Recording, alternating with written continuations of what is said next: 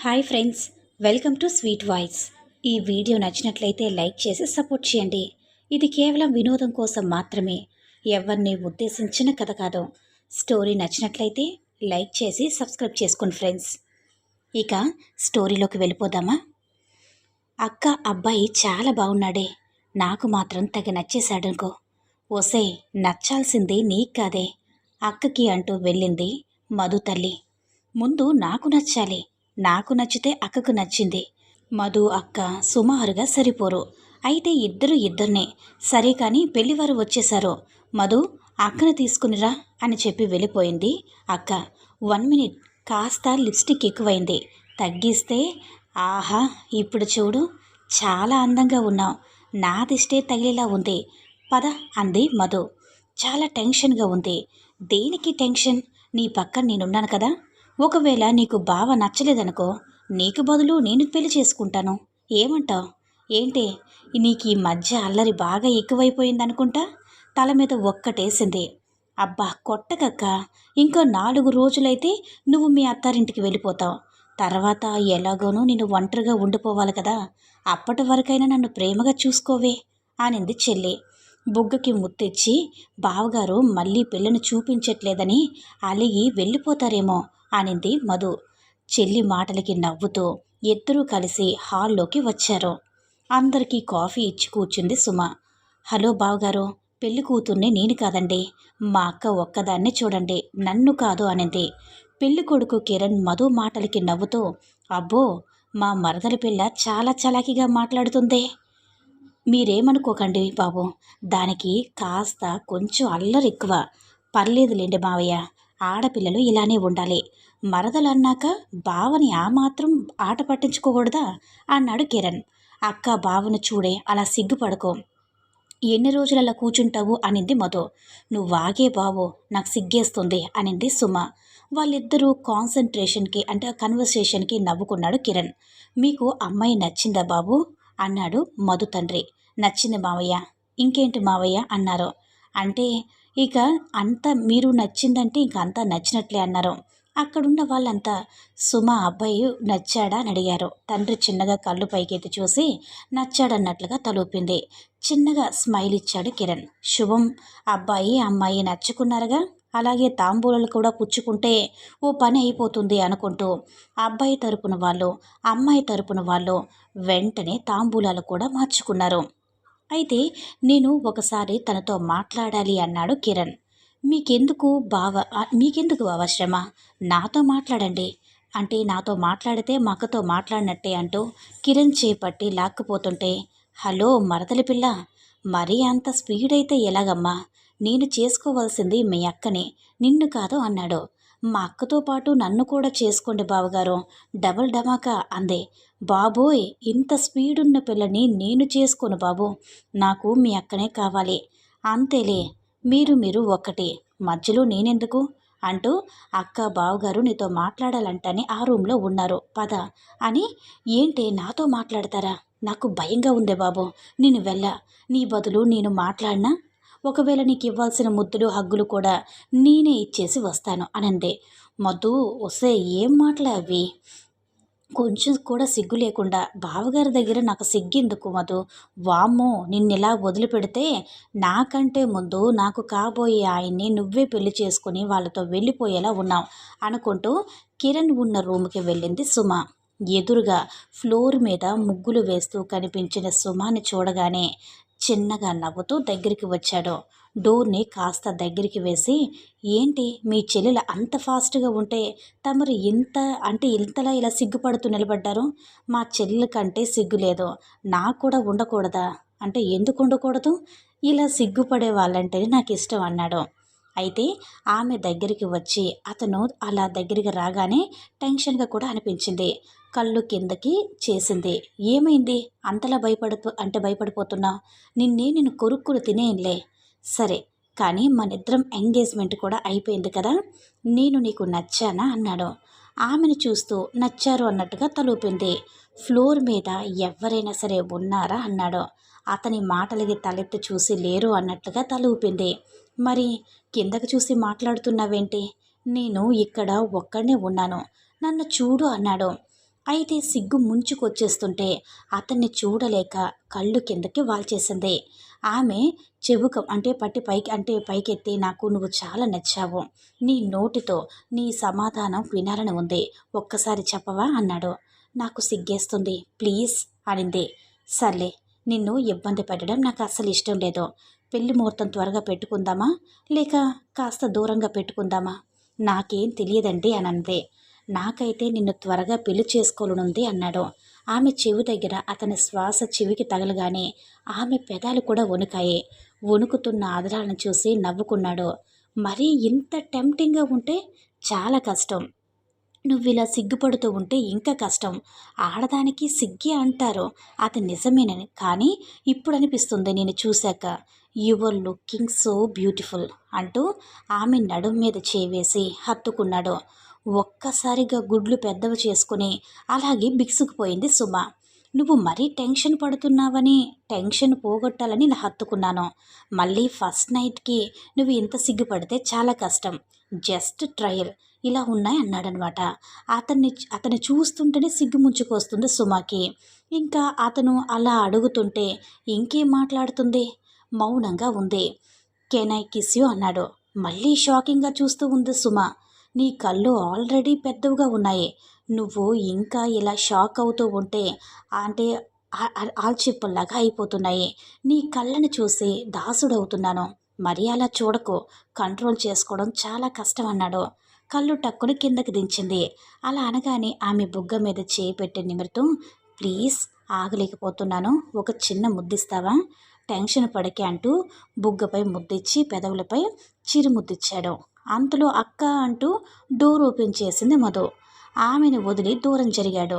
కిరణ్, వామ్మో వాయో, పెళ్ళి కాకముందే వీళ్ళు ఫస్ట్ నైట్ చేసుకుంటున్నారు. ఓసై బామ్మ, నీ కొంప కొల్లేరవుతుంది. నీ మనవడు అమాయకుడు అనుకున్నాను, కానీ పెళ్ళి కాకముందే మా అక్కతో అన్నీ కానిచ్చేస్తున్నాడే అని అరుస్తున్న మధు నోరు మూసింది సుమ. ఒసే, నోరు ముయ్యవే, సిగ్గులేదు కొంచెం కూడా. నువ్వే కదా బావగారు పిలుస్తున్నారని పంపించేశావు. పంపిస్తే మాత్రం బావతో సరసాలాడమని చెప్పానా ఏంటి? దయచేసి అరవకే, నా పరువు పోతుంది. ఆ ముసలి అందరూ ఉన్నారని కూడా చూడకుండా నా పరువు అంతా తీసేస్తుంది. అబ్బా ఇప్పుడొచ్చావు దారిలోకి ఇప్పుడొచ్చావక్క దారిలోకి. నేను అరవకూడదంటే ఒక షరతో. ఏంటో మళ్ళీ ఏం ఫిట్టింగ్ పెట్టి చూస్తుందని గొనుక్కుంటూ చెప్పే అనింది. ఏంటంటే బావ దగ్గరికి నీలా గెటప్ వేసుకో నేను వెళ్తాను. బావగారు ఏం చేస్తారో చూద్దాం. సిగ్గు కొంచెమైనా బావగారి దగ్గరికి వెళ్ళడానికి సిగ్గెందుకే? మధు, నువ్వేం మాట్లాడుతున్నావో అర్థమవుతుందా? నీకు బావని ఆట పట్టిస్తానక్క, నువ్వేం టెన్షన్ పడకు.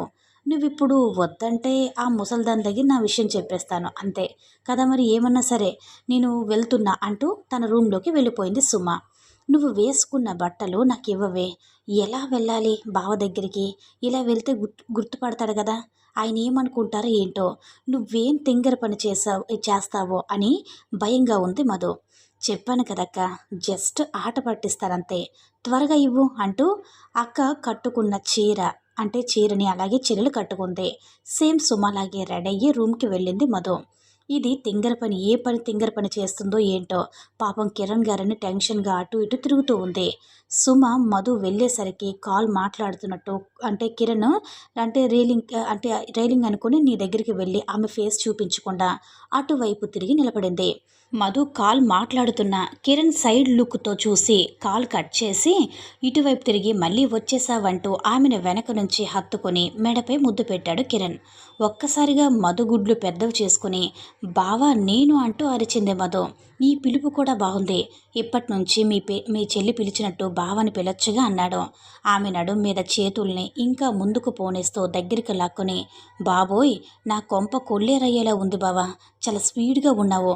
ఇప్పుడు నేను మధు అని తెలిస్తే ఏమంటాడని భయపడుకుంటూ, బావా నేను మధుని, మా అక్క తన రూమ్లో ఉంది, ప్లీజ్ వదులు బావా అంటున్నా. మధు మాటలకి చిన్నగా నవ్వుతూ, నాకు తెలుసు మధు, మీ అక్క కంటే నువ్వే నాజుగ్గా ముద్దుగా ఉన్నావు. నేను నిన్నే పెళ్లి చేసుకుంటాను, నాకు నువ్వే నచ్చావన్నాడు. బాబోయ్ ఏంటి బాబోయ్ నువ్వు మరీ ఇంత స్పీడ్గా ఉన్నావు? మా అక్క జీవితాన్ని నేను నాశనం చేస్తానని అనుకుంటున్నావా? వద్దు బాబు, బుద్ధి గడ్డి తిని నీ రూమ్కి వచ్చాను. ఇంకోసారి అస్సలు ఇలా చేయను, ప్లీజ్ వదులు బావా, అస్సలు వదలను, నో అస్సలు వదలను, నాకు నువ్వే నచ్చావు, పెళ్లి ముహూర్తాలు నీతోనే పెట్టించమంటానని ఆమెను అతడి వైపు తిప్పుకునే ప్రాసెస్లో, వద్దు బావోయ్, మా అక్క చాలా అందంగా నాజూగా ఉంటుంది, నేను ఏమి అంత బాగుండును అంటూ అతను దూరం తోసేసి అక్కడి నుంచి పరుగందుకుంది. మధు వెళ్తున్నా తన్ను చూసి నవ్వుకున్నాడు. నాతోనే పెట్టుకుంటావా మరదలి పిల్ల, ఇప్పుడు నా జోలికి రమ్మన్నా రావు అల్లరి పిల్లని నవ్వుకుంటూ అక్కడి నుంచి వెళ్ళిపోయాడు. ఇక అందరి భోజనాలు అయిపోవడంతో సుమకి బాయ్ చెప్పి మధుని ఒక ఊరకంట నవ్వుతూ చూస్తుంటే సుమ వెనకాలే నక్కి నక్కి చూస్తూ ఉంది. మధు సైడ్ స్మైల్ చేస్తూ అక్కడి నుంచి వెళ్ళిపోయాడు కిరణ్. ఇక అలా రోజులు గడుస్తున్నాయి. పెళ్లి ముహూర్తాలు కూడా దగ్గర పడ్డాయి. సుమకి కిరణ్కి పెళ్లి కూడా జరిగిపోయింది. పెళ్లిలో కూడా మధుదే హడావిడి. ఆ రోజు నుంచి కిరణ్ని డైరెక్ట్గా చూడలేక సిగ్గుతో అతనికి దూరం దూరంగా ఉండేది. మధు, ఏమైంది మరదలి పిల్ల, మరీ నువ్వు ఎంత డల్గా ఉంటే నాకేం నచ్చట్లేదు తెలుసా, నువ్వు అల్లరి చేస్తేనే బాగుంటుంది. వామ్మో, మీతో అల్లరా, అస్సలు చేయనమ్మా, తెలిసిపోయింది మీరు ఎలాంటివారో, ఇలాంటివన్నీ అనేసి అంటే ఎలాంటివన్నీ అన్నాడు. మీరు కూడా చాలా అల్లరివారే, కానీ మా అక్క మీకోసం ఎదురు చూస్తుంది బావగారు, నేను వెళ్ళిపోతానని తుర్రుమంది. ఎక్కడ ఆమెకు ముద్దు పెడతాడని క్రేజీగల్ అనుకుంటే సుమ దగ్గరికి వెళ్ళాడు కిరణ్. ఎక్కడికి వెళ్ళారంటే, తమరు చెల్లెలు గారిని పలకరించి వస్తున్నాను. సరే కానీ అదేంటి అంత డల్గా ఉంటుంది, మన నిశ్చితార్థం అప్పటి నుంచి కూడా చూస్తున్నాను.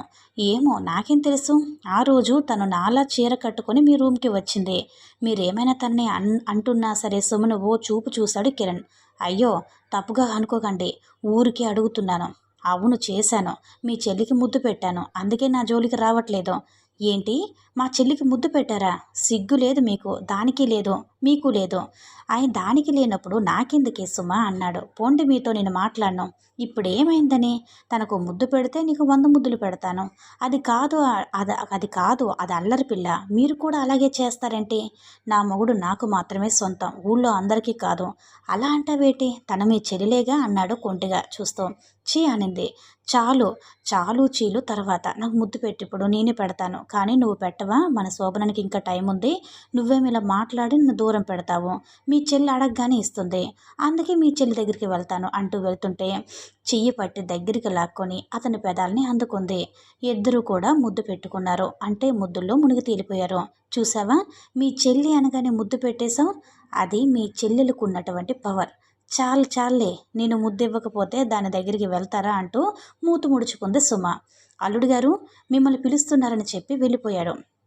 అయితే సుమ తండ్రి, అదేంటి క్యారెక్టర్ చేంజ్ అయింది, మీ చెల్లి క్యారెక్టర్ ఎంట్రీ కావాలి కదా, డిశ్చార్జ్ చేసే డ్యూటీ మీ నాన్నగారు తీసుకున్నారేంటి, ఏంటండి మీరు మరింకేంటి, ఫ్యామిలీ అంటే నా పెళ్ళంతో సరసాలాడుతుంటే ఒకటే పనిగా డిస్టర్బ్ చేస్తున్నారు.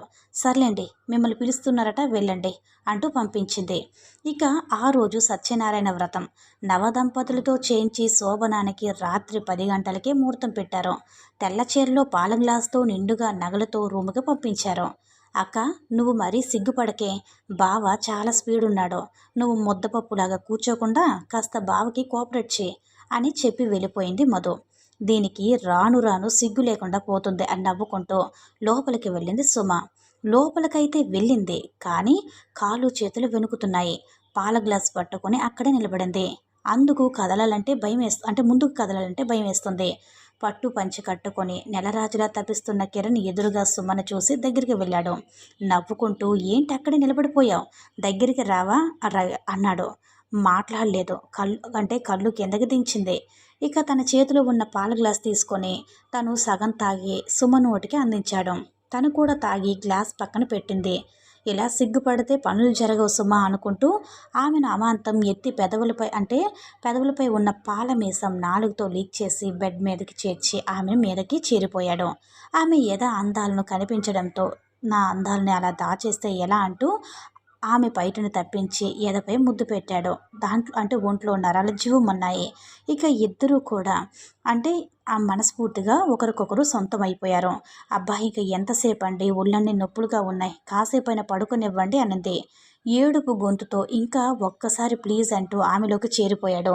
మళ్ళీ అలా తెల్లారి వరకు ఇద్దరి శరీరాలకి అలుపన్నది లేకుండా కలిసిపోయారు. ఏంటక్క, గాలి పీల్చిన బెలూన్లా మారిపోయాం, బావగారు మరీ అంత వైల్డ్గా బిహేవ్ చేశాడా అంటున్న మధుని ఒక్కటి సిగ్గులేకపోవే, మాట్లాడతావా అంటూ కసిరి అక్కడి నుంచి వెళ్ళిపోయింది. అలా సంవత్సరానికి బాబు పుట్టాడు. సుమకి ఇద్దరు భార్యాభర్తలు చాలా అన్యోన్యంగా వాళ్ళ జీవితం సాగుతుంది. సుమని చాలా ప్రేమగా చూసుకుంటాడు కిరణ్. తల్లిగారి ఇంటికి కూడా ఎక్కువగా వెళ్ళదు సుమ, ఎందుకంటే భర్తను వదిలి ఉండలేదు కాబట్టి. అయితే ఒకరోజు కిరణ్ ఆఫీస్కి వెళ్ళిపోయాడు. మార్నింగ్ నుంచి ఎందుకో ఒంట్లో అంతా కూడా నీరసంగా, కళ్ళు తిరిగినట్లుగా, తలంతా భారంగా ఉందని కిరణ్ను వెళ్ళగానే పడుకుంది. కానీ నిద్ర పట్టట్లేదు. హెవీగా హెడేక్ వస్తుంది. కిరణ్కి చెప్తే టెన్షన్ పడతాడని మెల్లగా తానే హాస్పిటల్కి వెళ్ళింది. ఇక డాక్టర్ చెక్ చేసి ట్యాబ్లెట్ రాసిచ్చారు. అలా చాలా రోజులు సాగుతుంది. ఆమెకి హెడేక్ మాత్రం తగ్గలేదు. కిరణ్ కూడా చెప్పట్లేదు. సుమ ఊరికే ఎందుకు వస్తుందో అని టెస్ట్ కూడా పంపించారు. ఆమె బ్లడ్ శాంపిల్ని ఇక రిపోర్ట్లో తేలింది ఏంటంటే ఆమెకి బ్రెయిన్ ట్యూమర్ అని. ఒక్కసారిగా భూమి కంపించినట్లు అనిపించింది. ఈ విషయం భర్తకి చెప్తే ఏమైపోతాడో అన్న భయం పట్టుకుంది. ఏంటి సుమ, ఈ మధ్యలో నీకేమైంది? ఎందుకలా డల్గా ఉంటున్నావు? ఏం లేదండి, ఒకసారి హాస్పిటల్కి వెళ్ళొద్దామా? అయ్యో పర్వాలేదండి, నాకేం కాదు. వాడు బాగా సతాయిస్తున్నాడుగా, అందుకే ఈ బాబుతోటే సరిపోతుంది, అలసిపోతున్నాను. వాడితోనే ఇలా సరిపోతుంది. అయితే వాణ్ణి చూసుకోవడానికి మధుని పిలుచుకోలేకపోయావా అన్నాడు. అదెందుకండి, నేను చూసుకుంటాను కదా అంది. కానీ ఏదో ఐడియా వచ్చిన దానిలా, అవునండి, దాన్ని పిలిపించుకుంటే నాకు పనిలో హెల్ప్ చేసినట్లుంటుంది, వాణ్ణి కూడా చూసుకున్నట్లుగా ఉంటుంది. ఇక అనుకున్నదే తడువుగా మధు కాల్ చేసి పిలిపించుకుంది. ఎలా ఉన్నా మధు అని అడిగి, అంటే కిరణ్ బాగున్నాను, బావ సుమ అందరూ ఆఫీస్కి వెళ్ళొస్తారు, జాగ్రత్త, ఏదైనా అవసరం ఉంటే డ్రైవర్కి చెప్పండి తీసుకొస్తాడు. సరేనండి, నువ్వు చాలా లక్కీ అక్క, బావగారు చాలా మంచివారు అంది మధు. అవునే, నేను చాలా అదృష్టవంతురాలు, కానీ ఆ దేవుడే నా అదృష్టాన్ని జీవితాంతం ఇవ్వలేదు, 2 సంవత్సరాలకే అంకితం చేశాడు అనుకుంది. ఏమైందక్క, ఏం ఆలోచిస్తున్నావు? ఏం లేదే, కానీ వాడికి అన్నం తినిపించవే, నాకు ఒంట్లో కాస్త నడతగా ఉంది, వెళ్ళి పడుకుంటాను. మళ్ళీ ఏదైనా విశేషమేమో, డాక్టర్ దగ్గరికి వెళ్ళలేకపోయావా అనింది మధు. విశేషం అయితే నాకు తెలియకుండా ఉంటుందా? మొన్ననే పీరియడ్ కూడా వచ్చింది. మరి ఎందుకక్క ఒంట్లో బాగుండట్లేదు? ఏమో నాకు తెలియదే అనుకుంటూ వెళ్ళిపోయింది. అయితే మధుని, అంటే మధు బాబుని అక్కని చాలా ప్రేమగా చూసుకుంటుంది. కానీ అక్క ప్రవర్తనలోనే కాస్త తేడా కనిపిస్తుంది. అదేంటో అస్సలు అర్థం కావట్లేదు. మధుకి ఏదైనా చెప్తే పట్టించుకోకపోవడం, ప్రేమగా చూసుకోకపోవడం లాంటివి చేస్తుంది. అంటే ఇంకా ఎలాగైనా సరే ఇక్కడి నుంచి వెళ్ళాలని నిర్ణయించుకుంది మధు. అందుకే ఎవరింటికి వెళ్ళకూడదని నిర్ణయించుకొని అక్కడి నుంచి వెళ్ళడానికి సిద్ధపడింది. ఏంటి మధు, బట్టలు సర్దుతున్నా? నేను వెళ్ళిపోతున్నాను బావా. అదేంటి, మొన్ననేగా వచ్చింది, అప్పుడే వెళ్తావా? అక్క ప్రవర్తన నాకు నచ్చట్లేదు, నాకు చాలా బాధేస్తుంది, నాతో సరిగా మాట్లాడట్లేదు అని నా దగ్గరే కన్నీళ్ళు పెట్టుకుంది. అయితే మధు పిచ్చిపిల్ల, మీ అక్కనే కదా, నువ్వు రాక చాలా రోజులు అవుతుంది, నీ మీద అలకుందేమో, దాన్ని అలా బాధపడతారా అని దగ్గరికి తీసుకున్నాడు.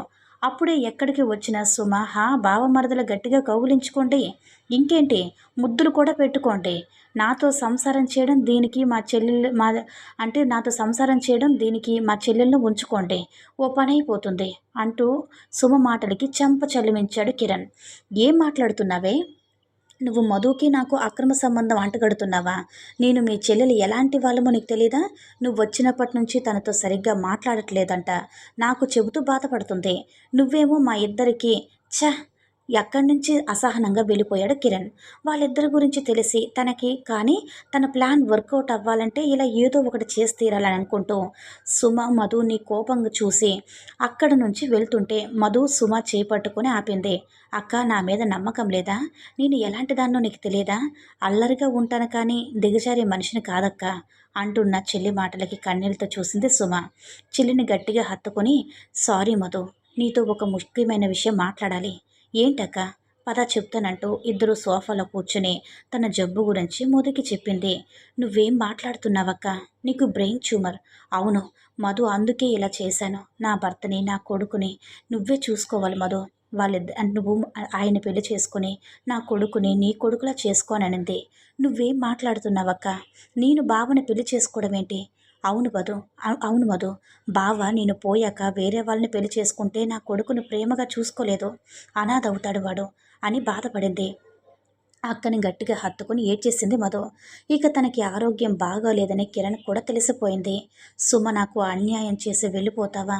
నువ్వు లేకుండా నేను ఎలా బ్రతుకుతానని బాగా బాధపడ్డాడో. మీరేం బాధపడకండి. మిమ్మల్ని మీ కొడుకుని ప్రేమగా చూసుకోవడానికి నా చెల్లి మధు ఉంది. తనని పెళ్లి చేసుకోండి. లేదు సుమ, నీ ప్లేస్లో నేను ఎవరిని కూడా ఊహించుకోలేను. అలా అంటే ఎలా అంటే, నేను పోయాక మీ భార్య ఎలాగో మీకు అంటే మీకు భార్య ఎలాగో అవసరం పడుతుంది. అదే వేరే వాళ్ళని చేసుకుంటే నా కొడుకుని ప్రేమగా చూసుకోలేదు. నా చెల్లిని పెళ్లి చేసుకున్నారంటే తను మిమ్మల్ని చాలా బాగా చూసుకుంటుంది. నేను చెప్పేది అర్థం చేసుకోండి అంటూ బలవంతంగా కిరణ్ని ఒప్పించింది. ఎలా అయినా సరే తన చనిపోకముందే ఇద్దరికీ పెళ్లి చేయాలనుకుంది సుమ. ఒకరోజు ఈవినింగ్ మీ అక్క నీతో అంటే ఏదో మాట్లాడాలని చెప్పిందని అనుకుని బావ నా భార్య ప్లేస్లోనే నేను ఎవరిని ఊహించుకోవట్లేదు, కానీ తమ అంటే తను నిన్ను పెళ్లి చేసుకోమని బాగా ఫోర్స్ చేస్తుంది. తన ఇష్టాన్ని నేను కాదనలేకపోతున్నాను. నా కొడుకు గురించి కూడా ఆలోచిస్తున్నాను. సొసైటీలో చూడడానికి నువ్వు నా భార్యవి. నా దృష్టిలో నా కొడుక్కి తల్లివి. ఎందుకంటే సుమ ప్లేస్లో నిన్ను ఊహించుకోలేను. కిరణ్ నేను కూడా అదే అనుకుంటున్నాను. బావ ఒక బిడ్డకి తల్లినవుతున్నానంటే నాకు చాలా సంతోషంగా ఉంది. మిమ్మల్ని కూడా నేను ఆ దృష్టితో ఎప్పుడు చూడలేదంది మధు. ఇక ఇద్దరి పెళ్ళి కళ్ళారా చూసుకొని కళ్ళు మూసింది సుమ. మధు బాబుకి తినిపించి నిద్రపుచ్చింది. అంతలో కిరణ్ ఆఫీస్ నుంచి ఇంటికి వచ్చాడు. ఏమైంది బావా, ఈరోజు చాలా లేట్ అయింది. ఆఫీస్లో కాస్త వర్క్ ఉంది మధు, వడ్డిస్తాను కూర్చో బావా అంటూ కిరణ్ ఫ్రెష్ అయ్యి రాగానే అతనికి వడ్డించింది. పక్కనే నిలబడింది. సారీ మధు, ఎందుకు బావా, మీ అక్క గుర్తుకు వచ్చి కాస్త డ్రింక్ చేశాను. పర్వాలేదు బావా అనింది. రైస్ పెట్టి కర్రీ పెడుతూ నువ్వు తిన్నావా అన్నాడు. మీరు తినండి బావా, నేను తింటాను అంది. ఆమె చేయి పట్టి పక్కన చైర్లో కూర్చోమన్నాడు. నేను తిన్నాక తినడం ఎందుకు, ఇద్దరం కలిసి తిందాం. నువ్వు తిను మధు అనగానే అతన్ని ఆశ్చర్యంగా చూసి తను కూడా వడ్డించింది. ఎందుకంటే కిరణ్ సుమ చనిపోయినప్పటి నుంచి మధుతో సరిగ్గా మాట్లాడలేదు. కనీసం తిన్నావని కూడా అడగలేదు. ఇంట్లో ఒక మనిషి ఉందన్న విషయం కూడా మర్చిపోయాడు. ఇప్పుడు సడన్గా అలా చేసేసరికి ఆమెకు ఆశ్చర్యం వేసింది. ఇక ఇద్దరూ కలిసి తినేసి కిరణ్ వెళ్ళిపోతే డైనింగ్ హాల్ క్లీన్ చేసి కిచెన్లో ఉన్న గిన్నెల్ని క్లీన్ చేస్తూ ఉంది మధు. ఇక చాలాసేపటి నుంచి ఎవరో గమనిస్తున్నట్లు అనిపించింది. తల తిప్పి చూసిన తనకి కిరణ్ వాళ్ళ అంటే వాళ్ళ అందరూ కూడా తన్నే చూస్తూ కనిపించారు. ఒక్కసారిగా ఉలిక్కిపడింది. చైర్లో నుండి ఆమె నడుము సన్నగా కనిపిస్తుంటే అలాగే చూస్తూ ఉన్నాడు కిరణ్.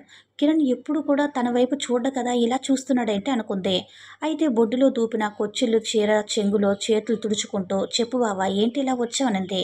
నువ్వేంటి పడుకోక పనులు చేస్తూ కూర్చున్నావు, టైం ఎంత అయిందో తెలుసా అంటున్న అతని మాటలకి ఆశ్చర్యంగా చూస్తుంది. ఎందుకంటే ఎప్పుడు కూడా ఇలా మాట్లాడలేదు కిరణ్. ఏమైంది బావా నీకు ఈరోజు అనింది. జ్ఞానోదయం అయింది అన్నాడు. నువ్వేం మాట్లాడుతున్నావో అర్థం కావడం లేదు. ఏం లేదు మధు, నీ జీవితాన్ని నా కోసం నా కొడుకు కోసం సాక్రిఫైస్ చేసావు. అలాంటిది నేను నిన్ను అర్థం చేసుకోకుండా ఇలా దూరంగా పెడుతుంటే నాకు అస్సలు నచ్చట్లేదు. నన్ను క్షమిస్తావు కదూ. అయ్యో అలా అంటావేంటి బావా, సడన్గా భార్య చనిపోతే ఎంత బాధ ఉంటుందో నాకు తెలుసు కదా, అర్థం చేసుకుంటాను. కానీ నాకు నీ మీద ఎలాంటి కోపం లేదు బావా. సరే కానీ అవన్నీ మర్చిపో, పద వెళ్దాం అనగానే ఎక్కడికి బావా, మన రూమ్కా అనింది. ఎందుకంటే బాబు కిరణ్ ఇద్దరూ లోపల పడుకుంటే మధు ఒక్కటే బయట సోఫాలో పడుకుంటుంది. ఇప్పటి నుంచి నువ్వు బయట పడుకోవడానికి వీల్లేదు. మన బెడ్రూమ్లోనే మనం పడుకుందాం పద. ప్లీజ్ బావా, నువ్వేం అనుకోకపోతే ఈ ఒక్క విషయంలో నన్ను అస్సలు బలవంతం చేయొద్దు. ఎందుకంటే ఇద్దరం కూడా వయసులో ఉన్నాం. ఏదైనా జరగరానిది జరగచ్చు అనింది కళ్ళు కిందకి దించి. అయితే మధు శుభం పట్టి అంటే తనేటంటే మనిద్దరం కూడా భార్యాభర్తలమే, జరిగితే ఏంటి అన్నాడు. శోభనం జరిగితే ఏంటి అన్నాడు. ఆ మాటకి అతన్ని అలాగే చూసింది మధు. జరిగితే జరగని పద అన్నాడు. లేదు బావా, మీరు లోపల పడుకోండి, నేను బయట పడుకుంటాను. నా బ్రెయిన్ కాస్త అందుకు ప్రిపేర్ చేసుకోవాలిగా, సడన్గా అంటే కాస్త టెన్షన్గా ఉందా అంటూ వెళ్ళి సోఫాలో పడుకుంది. మధుని అలాగే చూసి ఆమె దగ్గరికి వెళ్ళి అటు ఇటు తిరిగి పడుకున్న మధు నడుము దగ్గర చీర చెదిరి సన్నటి నెలవంక లాంటి నడుము షో అవుతుంటే చిన్నగా నవ్వుతూ ఆమె నడుంపై వేలు తాకించాడు. ఒక్కసారిగా ఒళ్ళు జల్లుమని లేచి కూర్చుంది. ఏం చేస్తున్నా బావా అంది చిరుకోపంగా ఆమె దగ్గరికి వచ్చి. నువ్వు మన రూమ్కి రాలేదనుకో, నేను కూడా ఇక్కడే నీ పక్కనే పడుకుంటాను అన్నాడు. నోరు తెరిచి ఆ మాటలు అందుకే నేను చెప్పిన మాట విని పద బావా, ఒక రోజు ఇక్కడే పడుకుంటాను, నువ్వు మామూలుగా చెప్తే మాట వినవు కదా అంటూ ఆమెను అమాంతం ఎత్తి బెడ్రూమ్లోకి తీసుకుని వెళ్ళి బెడ్ మీద పడేశాడు. నేను నిన్ను ఏం చేయను, కానీ ఇక్కడే పడుకో అన్నాడు ఆమెను పక్కన చేరుతూ. ఏంటి ఇక్కడే పడుకోవాలా? నో, నేను ఇక్కడ పడుకోనంటూ బెడ్ దిగి పారిపోతుంటే ఆమె నడుం పట్టి మళ్ళీ మీద లాక్కుని, ఏంటి మరదల పిల్ల అలా వెళ్ళిపోతున్నావు, ఈ బావ దగ్గర పడుకోవా అని కొంటిగా అడుగుతుంటే సిగ్గుతో చెమటలు పట్టి మాట్లాడడానికి గొంతు కూడా పెగలట్లేదు. చెప్పు అన్నాడు. ఆమె చీర లోపలికి చేతులకు పోనిస్తూ మొదటిసారి ఒక మగాడి స్పర్శ తగిలి ఒళ్ళంతా గమ్మత్తుగా అనిపిస్తుంటే తెలియకుండానే కళ్ళు మూసుకుంది. ఆమె నుంచి ఈ సమాధానం అంటే ఏ సమాధానం రాకపోయేసరికి ఆమెను అతని మీదకి లాక్కున్నాడు. అప్పుడు ఈ లోకంలోకి వచ్చింది. ప్లీజ్ బావా, నాకు టెన్షన్గా ఉంది, నేను అప్పుడే ప్రిపేర్ అవ్వలేదు, దూరం జరగండి అంది. సరే జరుగుతాను, కానీ నువ్వు మాత్రం ఇక్కడే పడుకోవాలి, లేకపోతే నేను అస్సలు ఊరుకొని అన్నాడు. బెదిరిస్తున్నట్టుగా సరే అన్నట్లుగా తలూపి అక్కడే బెడ్ మీద అటువైపు తిరిగి పడుకుంది. ఇక కిరణ్ కూడా ఆమె వెనక పడుకున్నాడు, కానీ నిద్ర పట్టట్లేదు. ఆమె నడుము అతని కళ్ళకు విందు చేస్తుంటే, తాకాలని మనసుకు తపిస్తుంటే చిన్నగా వేలని తాకించాడు. ఒక్కసారిగా కరెంట్ షాక్ కొట్టిన ఫీలింగ్ మధులో, ఆమె బాడీలో చేంజెస్ కనిపిస్తుంటే చిన్నగా నవ్వుకున్నాడు కిరణ్. చిన్నగా దగ్గరికి జరిగి ఆమెకి తగిలేలా పడుకొని ఆమెలో కోరిక పెంచాలని ట్రై చేస్తూ వేళ్లతో నడుం నుంచి నాభి వరకు చేరిన అతని స్పర్శకి ఒంట్లో నరాలన్నీ జివ్వుమని లాగాయన్నమాట. ఒక్కసారిగా అతని చేతికి గట్టిగా చుట్టేసింది. మధు ఆమెని అతడి వైపు తిప్పుకొని నాభి నుంచి ఆమె చెస్ట్ వరకు అతని వేలతో తాకిస్తుంటే బాడీ మొత్తం తిమ్మిరిగా మారిపోయి ఇంకా ఏదో కావాలని వయసు పోరు పెడుతుంటే ఆమెను గట్టిగా హత్తుకొని, ప్లీజ్ మధు, కాదనికే, చాలా రోజుల గ్యాప్ వచ్చింది, నీ అందం నన్ను పిచ్చివాణ్ణి చేస్తుంది, నువ్వు ఇలా నన్ను దూరం పెడితే చాలా కష్టంగా ఉంటుంది, ఓయ్ మరదల పిల్ల ఊ అనవే అన్నాడు కిరణ్. ఆమె చెవిలో ఏం చెప్తుందో నిలువెల్ల సిగ్గు ముంచుకొస్తుంటే కళ్ళు గట్టిగా మూసుకుంది. ఆమె మౌనం అంగీకారం అనుకుని అతని ఫేస్లో స్మైల్ వచ్చి చేరింది. ఆమె కళ్ళపై ముద్దులు ప్రయాణం మొదలుపెట్టి బుగ్గలు పెదవులపై దాడి చేసి మెడవంపుల్లో ఇంకా కిందకి ఎత్తైన శిఖరాగ్రాలకు దర్శనమిస్తుంటే అడ్డుగా ఉన్న పైటను తప్పించి రవిక ముడివిప్పి చేతులతో పెదాలతో యుద్ధం చేస్తుంటే ఒక్కసారిగా ఒళ్ళంతా కంపించి అతని వీపును గట్టిగా చుట్టేసి ఆమె గోర్లను అతడి వీపుకు దించేసింది. ఇద్దరి శరీరాలు తాపంతో పోరాడుతున్నాయి. ఆమె ఇచ్చిన నొప్పిని కూడా లెక్క చేయకుండా ఆమె నుండి చీరను వేరు చేసి అవే పెదవుల నడుమును తాకిస్తూ పంటిఘాట్లను బహుమతిగా ఇస్తుంటే అతడి చేయి నొప్పిగా కూడా తీయగా అనిపించింది. ఆమె నోటి వెంట వచ్చే నిట్టూర్పులు అతనిలో కోరికలను పెంచుతుంటే బెడ్ లైట్ కూడా ఆఫ్ చేసి ఆమె శరీరం మీద బట్టలను దూరం చేసి అతని పెదవులతో నాలుకతో అణువు రుచి చూస్తూ ఆమెలో కలిసిపోయాడు. ఇక ఎన్నో గంటలు సాగిందో ఈ రతిక్రీడ. బావతో ఆమె జీవితం చాలా ఆనందంగా సాగిపోయింది. అక్కకు పుట్టిన కొడుకును, తన పుట్టిన కూతుర్ని ప్రాణం కంటే ఎక్కువగా చూసుకుంటూ భర్తని, పిల్లల్ని ప్రపంచం చేసుకుంది మధు. భార్య ప్రాణంగా బ్రతికాడు కిరణ్. అతనికి తెలియదు మరదల ఆట పట్టిస్తుందని, కానీ తనే తన జీవిత భాగస్వామి అవుతుందని అతను ఎప్పుడు కూడా అనుకోలేదు. ఇది ఫ్రెండ్స్ ఈ రోజు స్టోరీ. ఈ స్టోరీ ఈరోజు మీ అందరికి కూడా నచ్చిందని అనుకుంటున్నాను. ఈ వీడియో కనుక నచ్చినట్లయితే లైక్ చేసి షేర్ చేయండి. మరిన్ని వీడియోస్ కోసం మన ఛానల్ని సబ్స్క్రైబ్ చేసుకొని మాకు మరికొంచెం సపోర్ట్ చేయండి. బై బై ఫ్రెండ్స్, మరొక ఇంట్రెస్టింగ్ స్టోరీతో మళ్ళీ కలుద్దాం. Bye bye.